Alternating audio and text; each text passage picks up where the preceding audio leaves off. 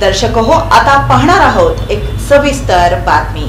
सोलापूर शहरातील आर्थिक गुन्हे शाखेनं तब्बल 2,69,19,000 रुपयांची फसवणूक करणाऱ्या दाम्पत्याला आंध्र प्रदेश राज्यातून अटक केली आहे। फिर्यादी शिवाजी लक्ष्मण आवार, राहणार साईबाबा चौक, सोलापूर आणि इतर ठेवीदारांनी दिलेल्या तक्रारीनुसार श्री ओम साई फायनान्स या नावानं भिशी चालवणारे रमेश अंबादास चिप्पा आणि त्यांची पत्नी सुजाता रमेश चिप्पा, राहणार खुशी रेसिडेन्सी, गीतानगर, सोलापूर यांनी ठेवीदारांचा विश्वास संपादन करून मोठ्या प्रमाणावर फसवणूक केली। पैसे आणि व्याजाचा परतावा न दिल्याबद्दल त्यांच्यावर गुन्हा दाखल झाल्यानंतर दोन्ही आरोपी पळून गेले होते। तपासादरम्यान आर्थिक गुन्हे शाखेच्या पथकानं तांत्रिक विश्लेषणाद्वारे आरोपी दाम्पत्य हे लक्वावरम मल्लिकीपुरम मंडल, राज्य आंध्र प्रदेश येथे लपून राहत असल्याचं निष्पन्न केलं। त्यानंतर त्या दोघांना 10 ऑक्टोबर रोजी अटक करण्यात आली।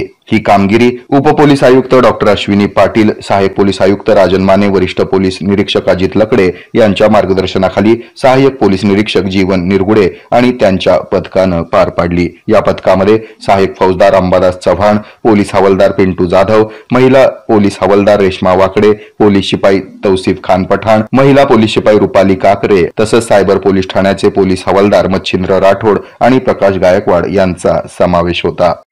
हे आहे मेट्रोकास्ट केबल नेटवर्क आणि आपण पाहत आहात द न्यूज प्लस बरच काही।